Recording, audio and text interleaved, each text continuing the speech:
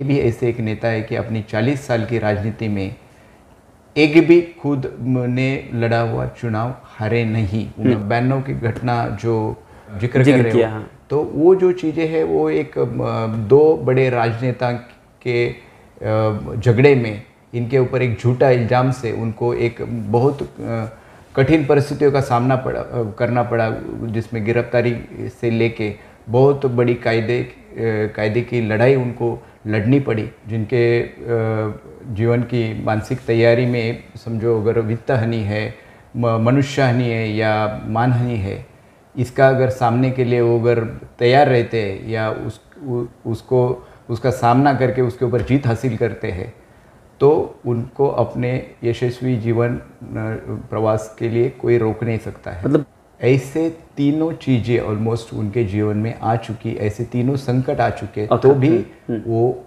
उसमें ना डगमगा के आगे अपना जीवन प्रवास करके आज का यश उन्होंने प्रस्थापित किया हो। नमस्कार, मैं सचिन दीक्षित एक बार फिर से आप सभी के सामने हाजिर हूँ। एक ऐसे शख्स का जन्मदिन है कल, जिसे वसई तालुका ही नहीं संपूर्ण पालघर जिला और उसके बाहर राजनीतिक दृष्टिकोण से देखें जिले में काफ़ी चर्चा रहती है और कहा जाता है कि पालघर जिले में एक ऐसे तालुका है जहां पर एक ऐसा शख्स बैठता है जिसकी चर्चा संपूर्ण महाराष्ट्र तक होती है।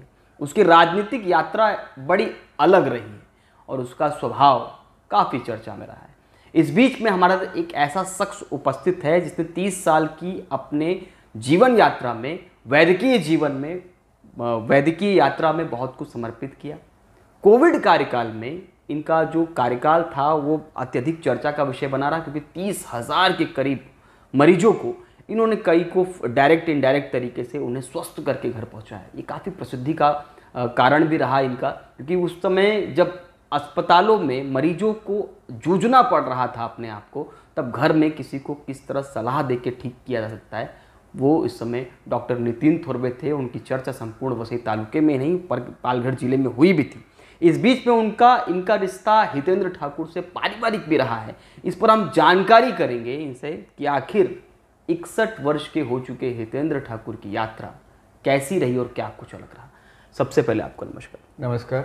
पहला सवाल मेरा आपसे कि देखिए, क्या होता है कि एक आदमी अपने जब राजनीतिक जीवन में या सामान्य जीवन में जब चलता है तो बहुत सारी उतार चढ़ाव का सामना करना पड़ता है, और हितेंद्र ठाकुर की ज़िंदगी, जिन्हें अप्पा कहा जाता है, उनकी ज़िंदगी देखें तो 1992 की घटना और 90 के आसपास का समय और नई पार्टी को खड़ा करना, फिर उसको आगे बढ़ाना, और आज कोई भी ऐसा क्षेत्र नहीं जहां विराजित ना हो, तो इतना लंबा यात्रा और कठिनाई भरा। तो क्या कुछ लगता है और क्या देखकर आप कहेंगे इस पूरी यात्रा पर? दो शब्दों में कहना है तो उनके बारे में मैं ये बताऊंगा आपको कि वो एक असामान्य और अद्वितीय व्यक्तिमत्व साबित हुए हैं। उन्होंने अपने को साबित किया है। उनके जीवन में आप अगर देखोगे तो जो हम लोग अक्सर कहा करते हैं कि जिनके जीवन की मानसिक तैयारी में समझो अगर वित्त हानि है, मनुष्य हानि है या मान हानि है, इसका अगर सामने के लिए वो अगर तैयार रहते हैं या उसका सामना करके उसके ऊपर जीत हासिल करते हैं, तो उनको अपने यशस्वी जीवन प्रवास के लिए कोई रोक नहीं सकता है। मतलब हितेंद्र ठाकुर चट्टान की तरह खड़े रहे, आप ये कह सकते हैं कि वो ऐसे थे। ऐसे तीनों चीज़ें ऑलमोस्ट उनके जीवन में आ चुकी, ऐसे तीनों संकट आ चुके, तो भी वो उसमें ना डगमगा के आगे अपना जीवन प्रवास करके आज का यश उन्होंने प्रस्थापित किया हो। 92 की घटना और ये सब कुछ कैसे देखते हैं आप? ये देखो, 92 की घटना तो बहुत दूर की बात है। उनका जीवन प्रवास है जो वो जब शिशु वर्ग में भी नहीं जा रहे थे, तभी उनके जो माता पिता एक अपघात में गुजर चुके। एक जीवन प्रवास शुरू होते ही मनुष्य हानि का बहुत बड़ा संकट उनके जीवन के ऊपर आ गया, अपने सर के ऊपर का छत्र निकल गया, और वैसे सिचुएशन में उनके भाई और बहनों के साथ में उनके परिवार ने उनको सहारा देके और उनके अपने एक लड़ाऊ स्वभाव से और इससे वो हर जीत अपनी आयुष्य की हासिल करते गए। वैसे उसमें ही वो एक 1990 में सबसे यंगेस्ट एमएलए ऑफ बनकर विधानसभा पहुंचे।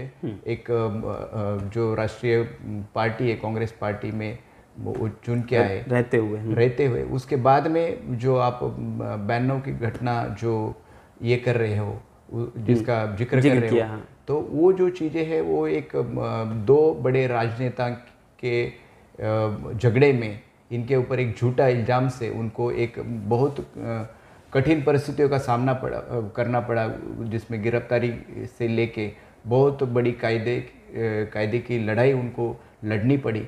लेकिन उसमें भी और उसमें से जो कांग्रेस पार्टी से निष्कासित करने के बावजूद भी वो नई पार्टी को खड़ी करना, फिर अपना 1995 में अपनी खुद के बलबूते के ऊपर नई पार्टी खड़ी की, अपना जो लोकल संगठन कौशल्य, अपना पारिवारिक सपोर्ट, अपने दोस्तों का साथ, ये सभी लेके वो उन्होंने 1995 के बाद में एक इंडिपेंडेंट एमएलए से लेके यहाँ की लोकल ग्राम पंचायत से तभी का ठाणे जिला और आज का पालघर जिला, उसमें की ऑलमोस्ट सभी संस्थाएं, यानी आप ग्राम पंचायत से लेके बैंक में चाहे देखें, हाँ, या पदपेढ़ी से लेके सभी यानी जिला बैंक तक अपना निर्वाधित वर्चस्व स्थापित कर दिया है। आज तक एक वो ऐसे नेता है कि जो हम लोग पवार साहब का वगैरह सभी लोग इंडिया में जिक्र करते हैं, लेकिन ये भी ऐसे एक नेता है कि अपनी 40 साल की राजनीति में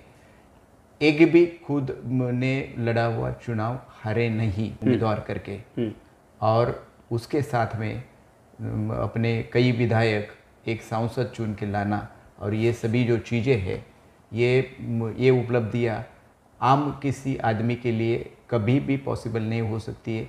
ऐसी चीज़ें उन्होंने चट्टान की तरह खड़े रहना, लगातार उस तरफ स्वभाव रखना चाहिए। कि आपको लगता है कि 61 साल की यात्रा में कभी एक ऐसा निर्णय जब आपको लगता है या आप सभी को चौंका दिया हो, हितेंद्र ठाकुर का एक ऐसा निर्णय कोई ऐसा था? देखिए 2009 की बात है।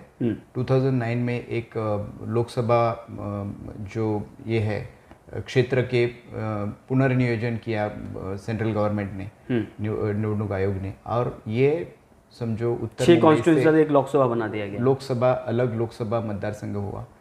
उसी समय पे जो एक वसई तालुका जो था, वहाँ पे ऑलमोस्ट 2.5 विधानसभा की कॉन्स्टिट्यूंसी आ गई।